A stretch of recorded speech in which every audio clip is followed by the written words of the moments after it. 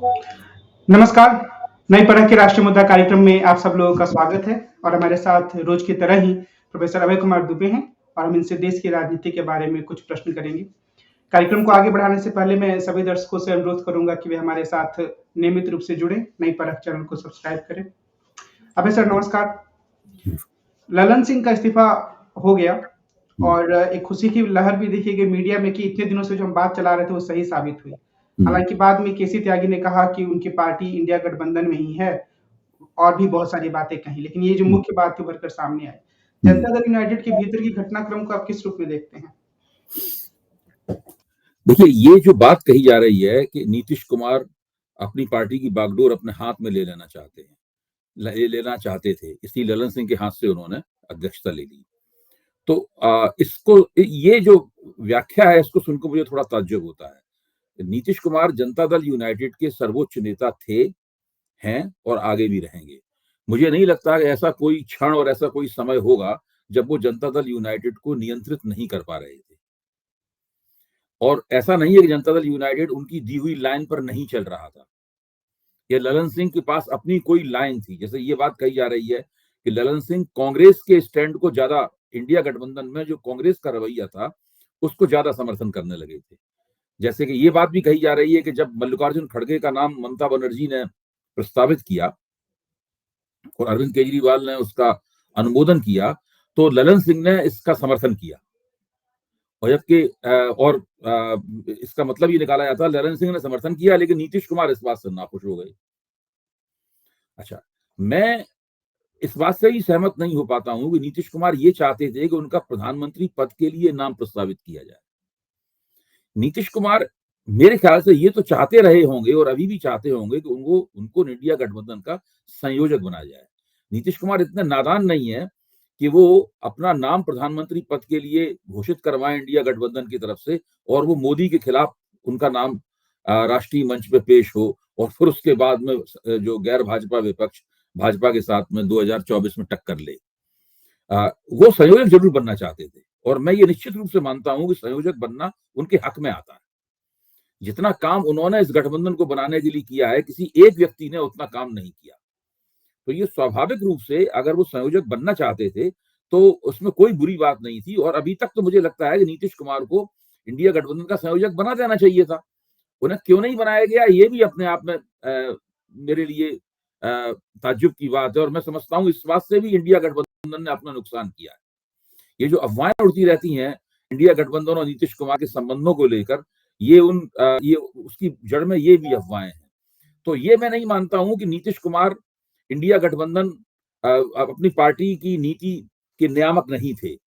ये जरूर हो सकता है कि जिस तरीके से वो चाहते थे कि उस नीति को लागू किया जाए ललन सिंह उस तरीके से उस नीति को लागू नहीं कर पा रहे थे। उनके वो कौशल से हो सकता नीतीश संतुष्ट न रहे हों।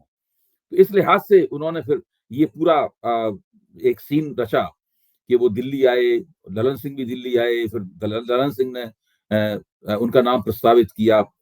तो ये बात मीडिया में जिस तरह से लाई जाती है मैं उस तरह से सहमत नहीं हूं इस बात से। नीतीश कुमार मुझे नहीं लगता कि कभी भी ऐसा कोई क्षण था जब वो एनडीए की तरफ जाने के बारे में सोच रहे हो। मेरे ख्याल से वो वक्त निकल गया है कब जो एनडीए में उनकी वापसी हो।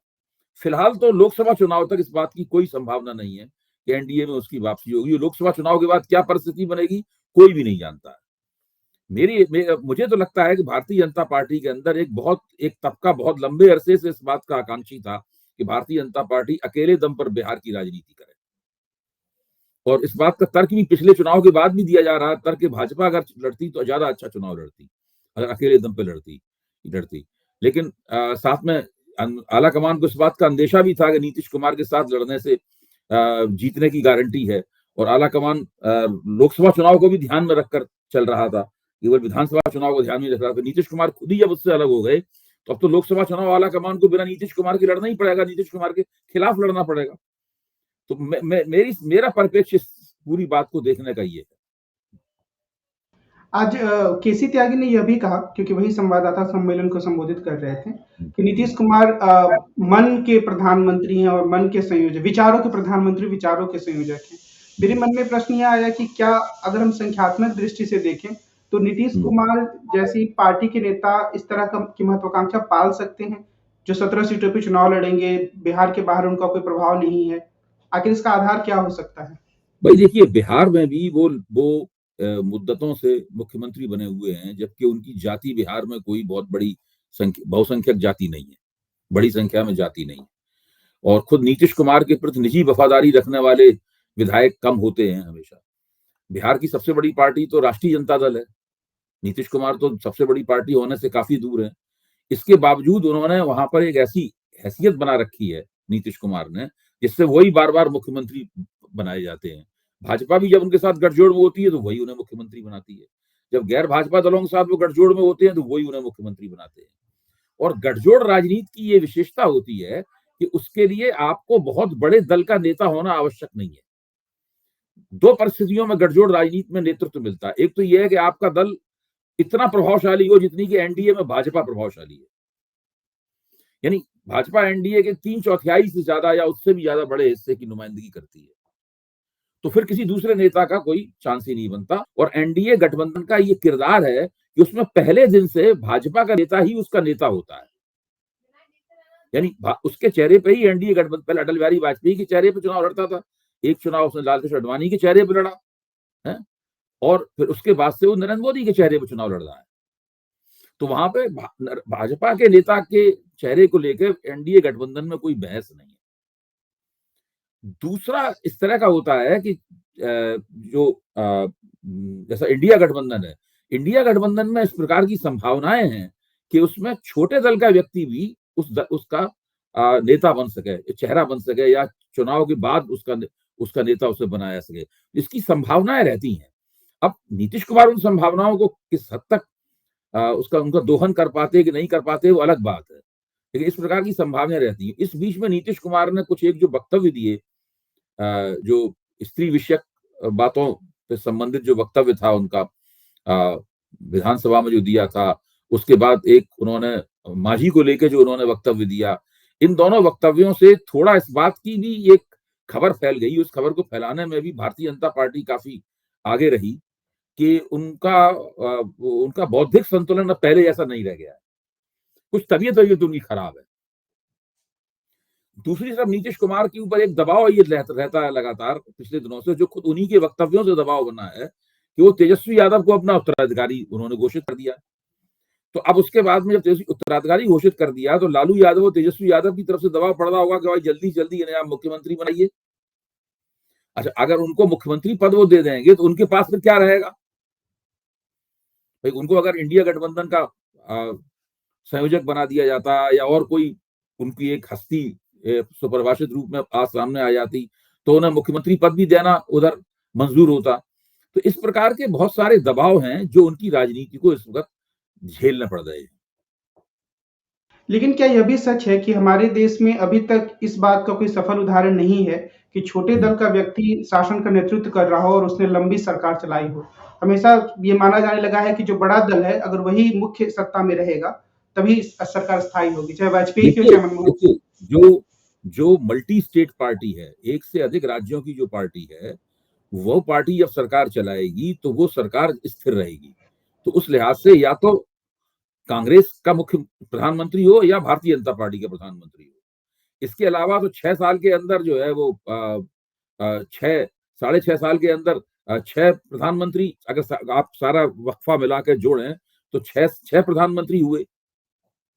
तो इस तरह की अस्थिरता भी देश के लिए ठीक नहीं है। जैसे देवगौड़ा, आप देखिए विश्वनाथ, सबसे पहले देखिए चरण सिंह, चंद्रशेखर, विश्वनाथ प्रताप सिंह, देवगौड़ा, इंद्र कुमार गुजराल, इस तरह करके आप देखिए छोटे छोटे अवधियों के लिए ये लोग प्रधानमंत्री हुए और इससे देश में काफी राजनीतिक अस्थिरता भी आई। और इस प्रकार की राजनीतिक अस्थिरता भी देश के लिए ठीक नहीं है। इसलिए समझा ये जाता है और ठीक समझा जाता है कि या तो कांग्रेस के किसी बंदे को प्रधानमंत्री का पद मिले या भारतीय जनता पार्टी के नेता को मिले। आज जनता दल यूनाइटेड ने भी इस बात पर जोर दिया और कांग्रेस इस बात पर जोर देती रही है कि जाति जनगणना उनका एक प्रमुख मुद्दा होगा। लेकिन ये सवाल भी बार-बार आता है कि जो 3 राज्यों में कांग्रेस को हार मिली, क्या उसके बाद ये मुद्दा इतना प्रभावी रह गया है कि इसको बुनियादी मुद्दा बनाकर विपक्षी दल चुनाव लड़े? असल में मुद्दा जब कोई पार्टी पेश करती है और चुनाव के आसपास पेश करती है तो उस मुद्दे से ये अपेक्षा की जाने लगती है कि जैसे ही मुद्दा उठाए वैसे ही वोट बढ़ने शुरू हो जाने चाहिए। बहुत सारे मुद्दे जो हैं वो दीर्घकालीन कवायद की, दीर्घकालीन प्रयासों की मांग करते हैं। तो सामाजिक न्याय का प्रश्न जो है भारतीय राजनीति का केंद्रीय मुद्दा एक दिन में नहीं बना है। ये धीरे-धीरे पिछड़े वर्ग की राजनीति के साथ जुड़कर, दलित वर्ग की राजनीति के साथ जुड़कर सामाजिक न्याय का मुद्दा परवान चढ़ा और उसने भारतीय राजनीति को बहुत गहराई से प्रभावित करना शुरू किया। जो 90 का दशक था और इस नई सदी का पहला दशक था, उस दौरान ये जो 20 वर्ष की अवधि थी, जो वीपी सिंह के ज़माने से शुरू होती है, 89 से 1989 से शुरू होती है, जब कांग्रेस बहुमत पाने में राजीव गांधी के नेतृत्व में नाकाम रही, तब से लगातार ये मुद्दा चलता रहता है। तो ये इसलिए महत्वपूर्ण है कि जो जातिगत जनगणना है, जातिगत जनगणना के सवाल पर अगर आप जोर देंगे तो फिर से पिछड़े वर्ग की राजनीति, दलित वर्ग की राजनीति को पनपने का मौका मिलेगा। मिलेगा कि नहीं मिलेगा ये तो भविष्य बताएगा, लेकिन इसके पीछे ये धारणा है। दूसरा इसका पहलू ये है कि ऐसा करने से, जनगणना करने से आपको नीतियों को ठीक से टारगेट करने में मदद मिलेगी। लेकिन ये जो पूरा विचार है इसके पीछे लालू यादव का या अखिलेश का या दूसरे लोगों का, इससे फिर पिछड़ों की एकता उनके पक्ष में हो जाएगी। मैं समझता हूँ कि ये विचार जो है, उनका फलीभूत इस तरह से नहीं होगा जिस तरह वो चाहते हैं। क्योंकि अब वो ज़माना नहीं रह गया है कि जब पिछड़ों की गोलबंदी करने में या उनका राजनीतिकरण करने में इस प्रकार की पार्टियां ही अगाऊ भूमिका निभाती थी। अब उसमें भारतीय जनता पार्टी भी अपने तरीके से एक बहुत बड़ी, कहीं से ज्यादा बड़ी भूमिका निभा रही है। वक्त बदल गया है। भारतीय जनता पार्टी अब ब्राह्मण बनिया पार्टी नहीं रही है। उसने बहुत बड़े पैमाने पर अपना ओबीसीकरण कर दिया है उसने।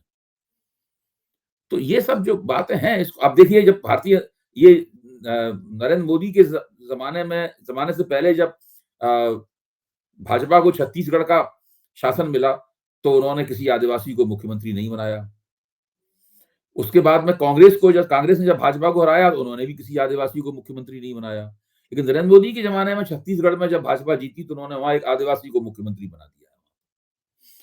आप देखिए ना कि वो क्या भाजपा का जो है, और फिर एक पिछड़े को उन्होंने मध्य प्रदेश का मुख्यमंत्री बनाया। हालांकि उससे पहले भी जो शिवराज सिंह चौहान भी पिछड़े वर्ग के नेता ही थे, लेकिन उसके उसके एक दूसरे पिछड़े वर्ग की जाति को वो सामने लाए। तो भारतीय जनता पार्टी बहुत ही प्रभावी तरीके से जो दलित समुदाय है, पिछड़ा समुदाय है और आदिवासी समुदाय है और स्त्रियां, इन चारों के ऊपर भारतीय जनता पार्टी बड़ी कुशलता से जोर देती है और इनको वो अपनी राजनीति का मुख्य इंजन बनाने लगातार कोशिश करती है। वो जानती है कि संख्या इन्हीं सामाजिक समुदायों के साथ है। प्रधानमंत्री ने का एक इंटरव्यू हुआ इंडिया टुडे के साथ और उसमें उन्होंने बहुत सारी बातें कही, लेकिन एक बात ने मेरा ध्यान आकृष्ट किया। उन्होंने कहा कि यह मानना गलत है कि भारतीय जनता पार्टी पूरे देश में फैली हुई पार्टी नहीं है और वो सिर्फ हिंदी प्रदेशों तक सीमित है। तो एक बात तो सही है कि वो सिर्फ हिंदी प्रदेशों तक सीमित नहीं है, लेकिन क्या उनका यह दावा सही माना जा सकता है कि पूरे देश में फैली हुई पार्टी है, या एक महत्वाकांक्षा ये ज्यादा लगती है? देखिए, अगर आप संसद में और सांसदों की संख्या की दृष्टि से देखें तो 130 सांसदों का भूगोल इस तरह का है। भारत का एक ऐसा भौगोलिक हिस्सा दक्षिण भारत है जिसमें 130 सांसद वहां से निकलते हैं। उसमें भारतीय जनता पार्टी उतनी प्रभावी नहीं है, लेकिन उसके भी एक हिस्से में भारतीय जनता पार्टी लोकसभा चुनावों में परंपरागत रूप से बहुत अच्छा प्रदर्शन करती रही है। वो कर्नाटक, नरेंद्र मोदी के राष्ट्रीय मंच पे उभरने के पहले से कर्नाटक जीत रही है भारतीय जनता पार्टी। तेलंगाना में भी उसने कुछ अपनी पैठ बनानी शुरू की है, इससे इनकार नहीं किया सकता। इस बार चुनाव कांग्रेस जीत गई है तो भाजपा को मुश्किल होगी उस पैठ को दोहराने में, लेकिन तेलंगाना में भी उसने पैठ बनानी शुरू की है। लेकिन आंध्र प्रदेश में, तमिलनाडु में और केरल में, इन प्रदेशों में भारतीय जनता पार्टी का कुछ ऐसा है नहीं जिससे वो उम्मीद कर सके लोकसभा में। अब आप इन तीनों प्रांतों को अलग कर दीजिए, अपवाद ये। इसके बाद उत्तर भारत में से उसको पंजाब को अलग कर दीजिए। पंजाब भारतीय जनता पार्टी के साथ नहीं। फिर आप देखिए कि भारतीय जनता पार्टी का प्रसार क्या है। फिर आप पाएंगे कि ये 4 या 5 प्रांत भारत के ऐसे हैं जहां भारतीय जनता पार्टी मौजूद नहीं है ताकतवर रूप में, लेकिन बाकी सारे देश में तो भाजपा की बहुत ही जबरदस्त उपस्थिति है। उसने उपस्थिति कैसे भी बनाई हो, कांग्रेसियों का दल बदल करके बनाई हो, अपने अपनी परंपरागत विचारधारात्मक ताकतों के जरिए बनाई हो, किस जरिए बनाई हो, ये अलग बात है। मतलब इस पर चर्चा की जा सकती है कि भाई उत्तर पूर्व में भाजपा के पास अपने लोग नहीं है, वो सब कांग्रेसी हैं। ये तो कहा जा सकता है कि ये ठीक बात नहीं है, लेकिन बाकी जगह, लेकिन कुल मिलाकर पार्टी के तौर पे तो हर जगह यहाँ मौजूद है ही। ये बात सही है कि भारतीय जनता पार्टी अभी भी कांग्रेस का जो वर्चस्व और विस्तार था देश में आजादी के बाद और 60 के दशक तक, 70 के दशक तक, वैसा वर्चस्व विस्तार भाजपा का नहीं है। लेकिन अगर उसके बाद अगर कोई और पार्टी है जिसने वैसी महत्वाकांक्षा पाली है और काफी तेजी के साथ आगे बढ़ी है, तो वो भारतीय जनता पार्टी है। कम्युनिस्ट पार्टियां ऐसा नहीं कर पाई, सामाजिक न्याय की पार्टियां ऐसा नहीं कर पाई। जनता दल अगर एकताबद्ध रहता, जनता दल एक बड़ी जबरदस्त चीज थी, उसमें तमाम पुराने समाजवादी और कांग्रेस से टूटे हुए हिस्से, यहां तक वो जनता दल बड़ी प्रभावशाली चीज थी। आप देखिए, ऐसा कोई प्रदेश नहीं था जो जनता दल जनता दल के बहुत शक्तिशाली छत्रप ना हो वहां पर। एक जनता दल कई हिस्सों में टूट गया। भाई आज समाजवादी पार्टी है, चाहे राष्ट्रीय जनता दल है, कोई देवेगौड़ा की पार्टी, सारे जनता दल के ही हिस्से हैं ये। वो दक्षिण में भी मौजूद थी और उत्तर में भी मौजूद है। जनता दल एक ऐसी पार्टी थी जो शायद कांग्रेस की जगह ले सकती, लेकिन जनता दल का अपनी एकता नहीं कायम रख पाया। भाजपा का जो सांगठनिक ढांचा है वो बहुत खास तरह का है। जितनी उसके अंदर जुड़ाव है आपस में, वैसा जुड़ाव कांग्रेस में भी कभी नहीं रहा। उस तरह का जुड़ाव कांग्रेस में भी कभी नहीं रहा। कांग्रेस के अंदर जैसी फूटें वगैरह होती नहीं है, भाजपा में उस तरह की फूट कभी भी नहीं हुई है। भाई कांग्रेस में 69 में ही देखिए कितनी बड़ी फूट हुई थी, सिंडिकेट और इंडिकेट बन गया था। भाजपा में इस तरह की फूट कभी नहीं हुई है। भाजपा का असल में है कि एक तो भारतीय जनता पार्टी है और उसके ठीक पीछे राष्ट्रीय स्वयंसेवक संघ है, जो उसे पीछे से अपनी बाहों में लिए रहता है ताकि ताकि उसमें अलगाव ना हो। तो ये जो जिन प्रदेशों में भाजपा नहीं फैली है, उसका तो निकट भविष्य में वहाँ पहुँचना क्या संभव लगता है? या जो आप बार-बार कहते भी, मेरा सवाल ये है कि क्या 19 के बाद भारतीय जनता पार्टी का और विस्तार हो रहा है? नहीं, 19 के बाद जो विस्तार होना चाहिए था वो नहीं हुआ है। भाई 19 तक भारतीय जनता पार्टी उत्तर पूर्व में अपना विस्तार कर चुकी थी, पश्चिमी भारत में उसने अपने आप को मजबूत कर लिया था। अभी भी भारतीय जनता पार्टी 2 राज्य ऐसे हैं जहां पर वो मजबूत तो है, लेकिन अभी वो उसका दबदबा नहीं बन पाया है। ऐसे कि महाराष्ट्र में और बिहार में उसका दबदबा नहीं बन पाया है। महाराष्ट्र में वो शिवसेना पे काफी निर्भर थी अपने दबदबे के लिए। इसी तरीके से बिहार में वो नीतीश कुमार की पार्टी पे काफी निर्भर थी दबदबे के लिए। और ये दोनों पार्टियां अपनी महत्वाकांक्षाओं के चलते भाजपा से अलग हो गई, या भाजपा की महत्वाकांक्षाओं के चलते अलग हो गई। भाजपा ने उनसे जब मुख्यमंत्री पद छीनने की कोशिश की, चाहे उद्धव ठाकरे से छीनने की कोशिश की हो, चाहे नीतीश कुमार से छीनने की कोशिश की हो, तो वो अलग हो गए। तो वो बात वहां पे बन नहीं पाई वहां पे। तो ये इन प्रदेशों को मान सकते हैं कि ये इसे कच्चा पक्का बोलते हैं ना, 50-50% वाली स्थिति भाजपा की है। एक आखिरी सवाल राम मंदिर में आमंत्रण के मुद्दे से जुड़ा हुआ है। इंडियन यूनियन मुस्लिम लीग जो केरल की पार्टी है, उसने कांग्रेस से ये कहा है कि वो इस तरह के आमंत्रण को स्वीकार ना करे, क्योंकि संविधान आधारित कोई कार्यक्रम नहीं है। तो और कई जगह मीडिया में भी खबरें आ रही हैं कि भारतीय जनता पार्टी ने एक तरह से विपक्षी दलों और विशेष रूप से कांग्रेस को फंसा दिया है कि आप जाएँ तब दिक्कत, ना जाएँ तब दिक्कत। क्या आपको लगता है कि सच में भारतीय जनता पार्टी की एक शानदार गुगली है ये? मुझे तो लगता है कि भारतीय जनता पार्टी इस तरह घूम-घूम के निमंत्रण बाँट रही है, उसमें कई विपक्षी लोग जो हैं, जो भाजपा के खिलाफ भी होते हैं, वो वहां पे जाएंगे। देखिए अखिलेश यादव की पत्नी डिंपल यादव ने तो कह भी दिया है कि निमंत्रण आया तो हम जरूर जाएंगे, और नहीं आया तो निमंत्रण इस कार्यक्रम के बाद जाएंगे। तो और कांग्रेस की तरफ से अभी कोई स्पष्ट कोई ऐसी आवाज कांग्रेस के अंदर से नहीं निकली है। कांग्रेस सवाल पर दम साधे हुए है, चुप्पी साधे हुए है। अभी जो कांग्रेस के समर्थक हैं, एक पूर्व पत्रकार, तो उन्होंने, पंकज शर्मा, उन्होंने कहा कि वो कोई धार्मिक कार्यक्रम तो नहीं है। वो तो राष्ट्रीय स्वयंसेवक संघ का कार्यक्रम है। उनकी प्रतिनिधि सभा का वो अधिवेशन भी वहां पे है, तो वहां पे हम उसमें क्यों जाएंगे? तो वह उनको कांग्रेस का आधिकारिक प्रवक्ता नहीं मानता। लेकिन उन्होंने जो बात कही है, उससे लगता है कि कांग्रेस के अंदर इस तरह का विचार है कि उस कार्यक्रम में नहीं जाना चाहिए। लेकिन कांग्रेस के अंदर इस तरह का विचार भी होगा कि उस कार्यक्रम में जाया जा सकता है। तो ये अपने आप में देखना दिलचस्प होगा कि कांग्रेस इस निमंत्रण का जो मिला है चंपत राय जी द्वारा उनको दिया गया है, इस निमंत्रण का क्या करती है। आज की बातचीत को हम यही विराम देते हैं। हम कल फिर मिलेंगे और देश की राजनीति से जुड़े कुछ प्रमुख मुद्दों पर प्रोफेसर अभय कुमार दुबे से बातचीत करेंगे। आज की बातचीत के लिए सर आपका बहुत धन्यवाद। नमस्कार।